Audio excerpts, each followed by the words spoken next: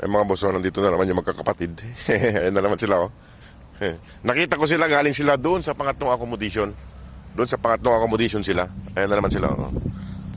Ayan. Mabait siya, mababait. Mababait tong mga aso na to. Mababait sila. Ayan, no. Sama sa akin. Ayan sila mga boss, oh. Sunod na naman. Ayan.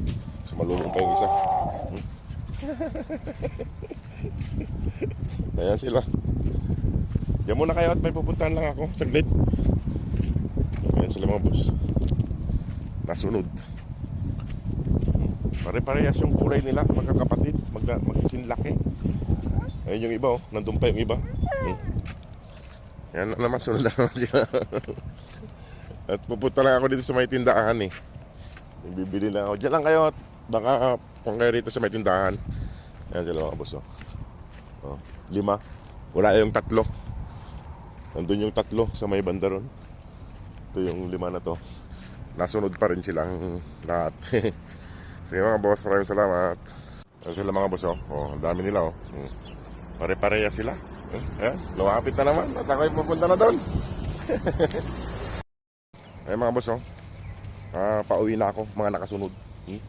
Doon kayo at bawal doon sa accommodation. Baka pagtabuyan kayo doon. Ayan sila, oh. Hindi pwede doon sa accommodation namin, eh. Kaya dyan lang sila. At mamaya baka makapagluto tayo at bibigyan natin sila ng pagkain. Kaya hindi pa tayo nakakapagluto. Bumili ako ng ulam na lutuin. Doon kayo. Ayan. Ayan sila. Ayan sila mga boss, oh. Mga nakasunod. Ayan. Naku, baka sumunod doon sa pabrika, sa accommodation. Ayan. Dito dati yung bahay nila Scooby, mga desert dog, yung nauna nating napauwi. Yan, dito dati. Kaso winasak na siya. Ayan. Naku, sumusunod sila. Mga pasaway sumusunod pa rin. Mga sumusunod. Doon kayo, bawal dito. Mga boss, oh, mga sumusunod na malapit na ako sa accommodation. Bawal dun sa loob. Ay, tayo nito, baka sunod sila doon. Ayan, oh.